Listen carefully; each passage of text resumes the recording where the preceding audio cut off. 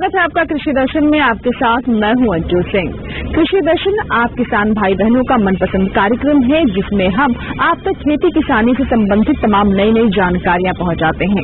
इसके अलावा उन योजनाओं के बारे में भी बताते हैं जो सरकार किसानों के लिए तैयार करती है, उससे जुड़े हुए महत्वपूर्ण कदम उठाती है ताकि किसानों को लाभ हो सके। इसी कड़ी में आज हम आपको बताएंगे प्रधानमंत्री फसल बीमा योजना से जुड़ी डिजी क्लेम के बारे में, जिसको लॉन्च किया गया राजधानी दिल्ली में स्थित कृषि भवन में। क्या विशेष है इसमें, कैसे किसानों के लिए और पारदर्शिता आएगी, आइए जानते हैं।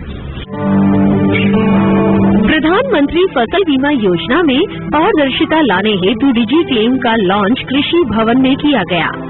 इस अवसर पर केंद्रीय कृषि एवं किसान कल्याण मंत्री नरेंद्र सिंह तोमर, केंद्रीय कृषि एवं किसान कल्याण राज्य मंत्री कैलाश चौधरी, कृषि मंत्रालय के सचिव मनोज आहूजा, कृषि मंत्रालय के संयुक्त सचिव रितेश चौहान एवं विभिन्न बैंक, इंश्योरेंस कंपनी के अधिकारीगण उपस्थित थे। प्रधानमंत्री फसल बीमा योजना आम किसान के लिए प्रधानमंत्री जी के द्वारा दिया गया एक बड़ा सुरक्षा कवच है। इन 6 वर्षों में जब से स्कीम प्रारंभ हुई है, तब से देश में जब भी जहां भी प्राकृतिक परिस्थितियों के कारण किसान की फसल का नुकसान हुआ है, वहां पर बीमा कंपनियों के द्वारा 1,32,000 करोड़ रुपए का मुआवजा किसानों को दिया गया है, जिससे निश्चित रूप से किसानों को लाभ मिला है और उनके नुकसान की निश्चित रूप से भरपाई हो सकी है। प्रधानमंत्री फसल बीमा योजना एक बाहर का कार्यक्रम है, आम किसानों तक पहुंचने का कार्यक्रम है। इसमें किसान को रबी और खरीफ में मात्र 1.5-2% ही अपनी प्रीमियम की राशि देना होती है। शेष राशि तो राज्य सरकार और केंद्र सरकार मिलाकर किसान के खाते में भरती है। इस योजना का लाभ हरेक को मिले, इसलिए इसको सुरक्षित भी बनाया गया। और मुझे कहते हुए प्रसन्नता है कि पहले ऋणी किसान ही योजना से जुड़ते थे, लेकिन अब बड़ी संख्या में गैर ऋणी किसान भी फसल बीमा योजना से जुड़ रहे हैं। अनेक राज्य भी लगातार इस बात की कोशिश कर रहे हैं कि वो फसल बीमा के मॉडल में आएं, और हमारी तेलंगाना हो, झारखंड हो, पंजाब हो, सब राज्यों से बातचीत चल रही है और मुझे लगता है कि जल्दी ही वो लोग भी इस दिशा में आगे बढ़ेंगे। आंध्र प्रदेश ने इसको पुनः ज्वाइन कर लिया है। गुजरात के मुख्यमंत्री से भी हमारी बात निश्चित रूप से हुई थी, और हमारी कोशिश है कि योजना के संचालन में टेक्नोलॉजी का उपयोग ऐसे हो कि केंद्र सरकार को भी काम करना सरल रहे, राज्य सरकार को भी मॉनिटरिंग करना सरल रहे, और आम किसान को भी उसका क्लेम उसके पास ऑटोमेटिकली पहुंच जाए। आज डीजी क्लेम का शुभारंभ हुआ है, और आप सब ने देखा कि आज 6 राज्य उत्तर प्रदेश, राजस्थान, छत्तीसगढ़, उत्तराखंड, हरियाणा, हिमाचल, इन 6 राज्यों के जो किसान थे उनको 1260 करोड़ रुपया, जैसे पीएम किसान सम्मान निधि का ट्रांसफर होता है, वैसे ही आज उनके अकाउंट में ट्रांसफर हो गया है। मैं समझता हूं कि इस टेक्नोलॉजी का फायदा किसानों को तो मिलेगा ही, लेकिन स्कीम के प्रति विश्वसनीयता बढ़ेगी और किसान इस दिशा में बीमा कराने की ओर अग्रसर हो सकेंगे। मुझे कहते हुए भी प्रसन्नता है कि टेक्नोलॉजी के माध्यम से ही भारत सरकार कोशिश कर रही है, क्योंकि आजकल मौसम परिवर्तन का एक संकट सबके सामने है। यद्यपि प्राकृतिक संकट तो हमेशा से कुछ न कुछ रहता ही आया है, लेकिन मौसम का पूर्वानुमान किसान को मिल सके और वो अपनी सुरक्षा मैं जो कुछ कर सकता है वो कर सके, इस दृष्टि से पंचायत स्तर पर मौसम की जानकारी देने के लिए सिस्टम लगाया जाएगा, जिससे कि हर किसान मौसम की जानकारी से अवगत हो और आने वाले कल में वो नुकसान से बच सके। मैं इस अवसर पर सभी राज्य सरकारों को, किसानों को डीजी क्लेम के इस मौके, शुभारंभ के मौके पर बहुत बधाई देता हूं, बहुत शुभकामनाएं देता हूं और मुझे आशा है कि हम सब मिलकर इस योजना के माध्यम से एक मजबूत सुरक्षा कवच देश भर के किसानों को देने में सफल होंगे। देखिए, ये उद्देश्य है कि पहले जो किसानों को त्वरित रूप से जो बीमा दावे हैं उसको किसानों को खाते में दिया जाए। तो पहले जो था इसमें जो इंश्योरेंस कंपनी है वो बैंक खाते में सीधे भेजती थी, लेकिन इसमें ट्रांसपेरेंसी के अभाव थी, सूचनाएं तुरंत देने में थोड़ा दिक्कत होती थी। तो भारत सरकार की ये सोच थी कि इसको हम पीएमएसएस से जोड़ते हुए, पोर्टल से जोड़ते हुए पूरी गणना जो है, दावों की गणना करे और उसकी भुगतान करे, ताकि इसमें जो है बैंक्स भी तुरंत देख पाएंगे कि इनका भुगतान हो पाया, हम एसएमएस के द्वारा जो है किसानों को भी सूचना दे पाए कि हाँ आपकी कितनी राशि जो है क्लेम की वो चली गई है। तो इससे क्या होगा कि पूरे स्टेक होल्डर्स जो है एक टाइम में ही सारी चीज देख पाएंगे। दूसरी ये चीज आ रही थी कि जो बीमा दावों के भुगतान में बीमा कंपनियां कुछ देरी करती थी, तो उसके कारण जो पेनाल्टी क्लॉज था उसके इन्फोर्स करने में, कैलकुलेशन करने में जो दिक्कत होती थी कि डेटा जो है हमें फिर भी मैनुअल डिपेंड करना पड़ता था। अब क्या है कि इसमें हम कैलकुलेट कर पाएंगे, तो और जो भी देरी होगी विलंब से उसको भी हम भुगतान करवाएंगे किसानों को। तो इससे दो तरह से फायदा देखिए कि ट्रांसपेरेंसी भी आएगी, इसमें हम जो है दायित्व दिया गया है बीमा कंपनियों को, वो बीमा कंपनी दायित्व को निर्वाह करे। जो देरी है उसमें जो अगर देरी है तो उसको हम अकाउंटेबल बना पाएंगे, उस पर पेनाल्टी दे पाएंगे और किसानों को जो है पूरी सूचना मिल पाएगी।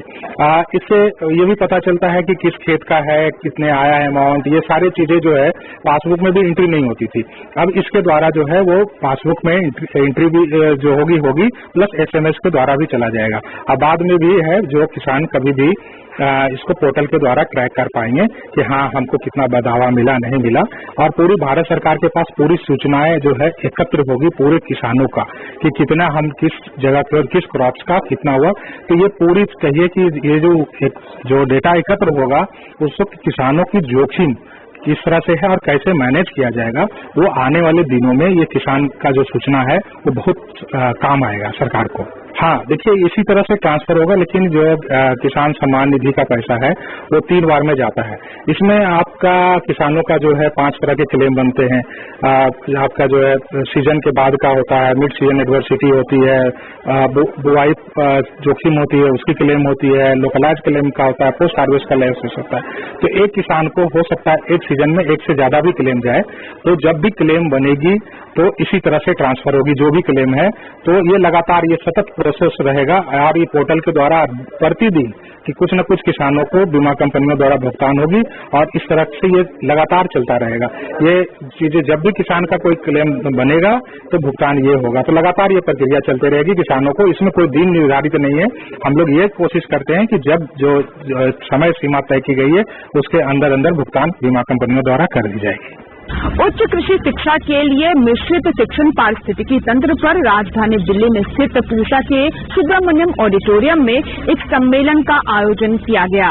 इस अंतर्राष्ट्रीय सम्मेलन में क्या विशेष था, आइए जानते हैं।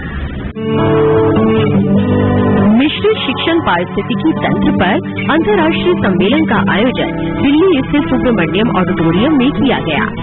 इस अवसर पर केंद्रीय कृषि एवं किसान कल्याण मंत्री नरेंद्र सिंह तोमर, भारतीय कृषि अनुसंधान परिषद के महानिदेशक डॉक्टर हिमांशु पाठक, भारतीय कृषि अनुसंधान परिषद के पूर्व महानिदेशक डॉक्टर आरिफ फरोदा, भारतीय कृषि अनुसंधान परिषद के उप महानिदेशक शिक्षा डॉक्टर आरसी अग्रवाल एवं अन्य गणमान्य लोग उपस्थित थे।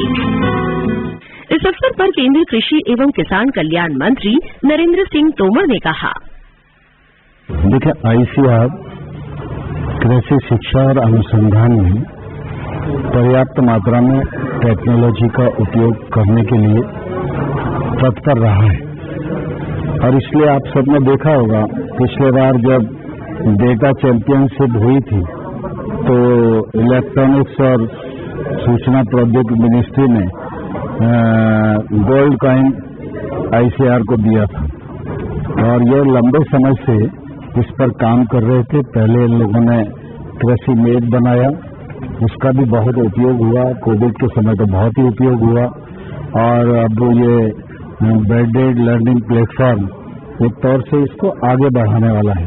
और हम सब जानते हैं कि आने वाले कल में टेक्नोलॉजी का महत्व बहुत आवश्यक है। टेक्नोलॉजी का उपयोग करके ट्रांसपेरेंसी बढ़े, सरलता बढ़े, सरकार और आम जन के बीच में दूरी कम हो और काम करना ज्यादा आसान हो और हम अच्छी गुणवत्ता के साथ परफॉर्म कर सकें।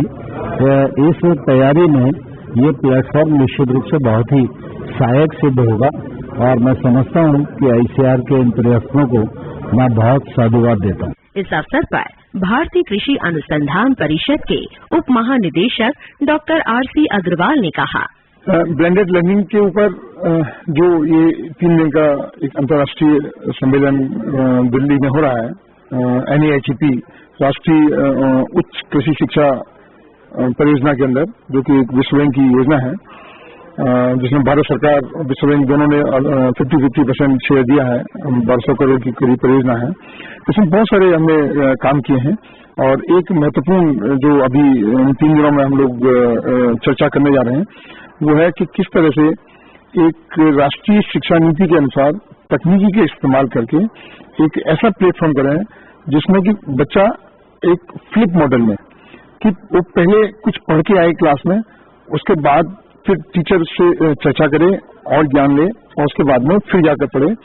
तो एक ब्लेंड करना है हमें। दूसरा कि जो हमारी राष्ट्रीय शिक्षा नीति कहती है कि किस तरह से हम बच्चों को ऑनलाइन और ऑफलाइन दोनों मोड में हम समझा सकते हैं। तीसरा है कि जो फॉर्मेटिव असेसमेंट की बात करती है हमारी राष्ट्रीय शिक्षा नीति, तो फॉर्मेटिव असेसमेंट किस तरह से करें और बहुत सारे अध्यापक अपना लेक्चर पहले ही अपलोड कर सकते हैं जिसको बच्चे पढ़ के आ सकते हैं। असेसमेंट को टीचर देख सकता है इसके द्वारा कि किस बच्चे ने असेसमेंट जमा किया है, किसने नहीं किया है, उसको क्या दिक्कत आ रही है, उसको आप बाद में भी देख सकते हैं कि इसकी परफॉर्मेंस किस तरह चल रही है, किस चीज में उसको ज्यादा। तो एक पर्सनलाइज्ड लर्निंग कि किस तरह से बच्चे का क्या कमी है, तो हर बच्चे पर आप ध्यान देकर उसकी उस चीज को पूरा कर सकता है टीचर जो है। तो इस ब्लेंडेड लर्निंग प्लेटफॉर्म के द्वारा क्योंकि इसका एक इंफ्रास्ट्रक्चर हम लोगों ने पहले से ही डेवलप कर रखा है कृषि में, क्लाउड कंप्यूटिंग सिस्टम एग्रीकल्चर का, और इसके लिए हमने जो स्मार्ट क्लासरूम्स बनाए सभी कृषि विश्वविद्यालयों में, 74 कृषि विश्वविद्यालयों में, उसमें स्मार्ट क्लासरूम के द्वारा जो हमारे बेस्ट टीचर्स हैं उनके लेक्चर्स को भी हमने रिकॉर्ड किया है। करीब अभी तक हमारे पास 5000 से ज्यादा इस तरह के लेक्चर्स रिकॉर्ड हो चुके हैं। सारे कंटेंट्स हमने डिजिटाइज करना शुरू कर दिया है, काफी कंटेंट्स हमारे डिजिटाइज हो चुके हैं इसमें जो है। और कैपेसिटी बिल्डिंग के लिए भी हमने टीचर्स की ट्रेनिंग करवा रहे हैं हम लोग जो है। टीचर्स जहां से ट्रेनिंग लेना चाहता है, चाहे विदेश हो चाहे देश हो, कहीं से भी, तो उसको भी हम इस परियोजना के तहत फंडिंग कर रहे हैं और उसको पूरा सहयोग प्रदान कर रहे हैं। इसी के साथ ही कृषि दर्शन में यहाँ रुकेंगे एक और छोटे से ब्रेक लिए, कहीं मत जाएगा, देखते रहें कृषि दर्शन।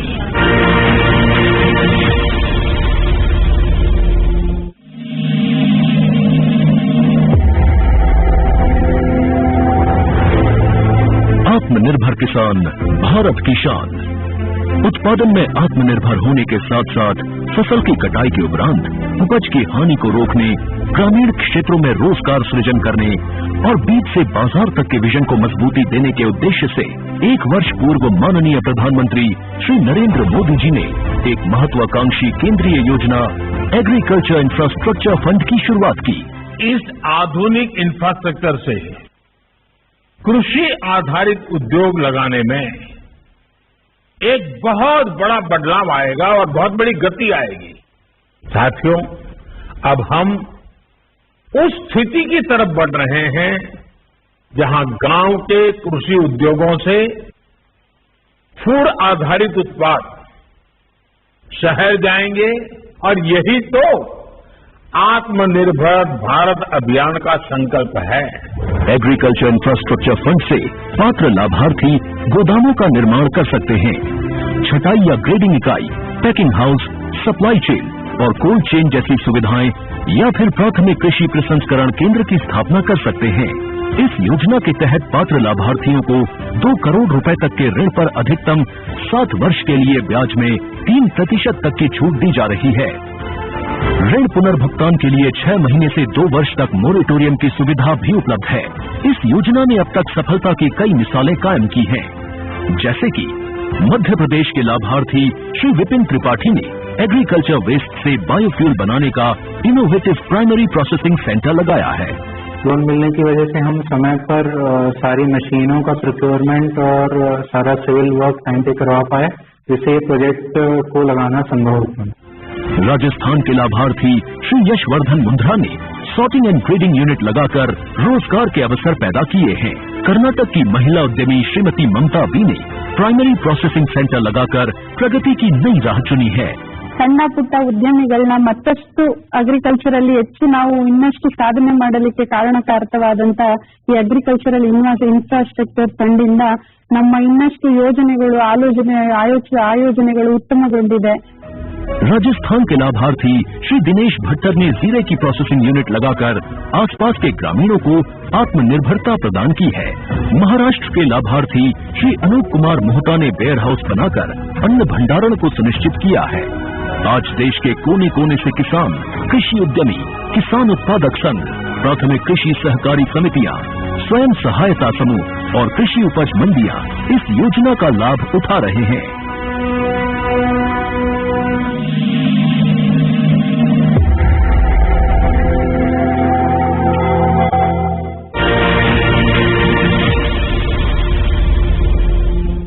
ब्रेक के बाद एक बार फिर आपका स्वागत है। आप देख रहे हैं कृषि दर्शन। विश्व जल दिवस 22 मार्च को हर वर्ष मनाया जाता है और इस संबंध में भारतीय कृषि अनुसंधान संस्थान पूसा में एक कार्यक्रम का आयोजन किया गया। हर साल इस दिन को मनाने के पीछे मकसद ये है कि हम समझें कि जल हमारे जीवन के लिए कितना उपयोगी है और इसके बिना हम जीवन की कल्पना भी नहीं कर सकते। तो आइए जानते हैं इस कार्यक्रम में क्या रहा विशेष।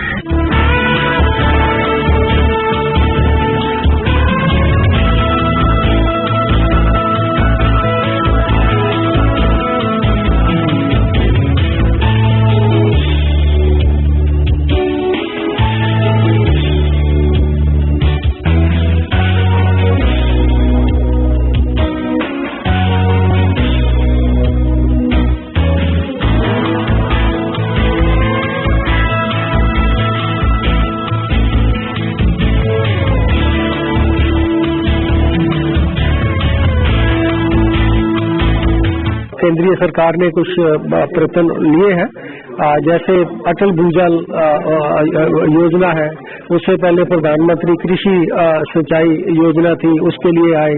इवन मिलेट का इनिशिएटिव कि वो रिजिलियंट क्रॉप है, लेस वाटर कंज्यूमिंग क्रॉप है। सभी को मिलके, रिसर्चर को, पॉलिसी मेकर को, सोसाइटी को और किसानों को एक वाटर को हम कैसे जो इसके एक खतरा मंडरा रहा है उससे बचा पाए, उस पर मंथन करके एक रोड मैप बना।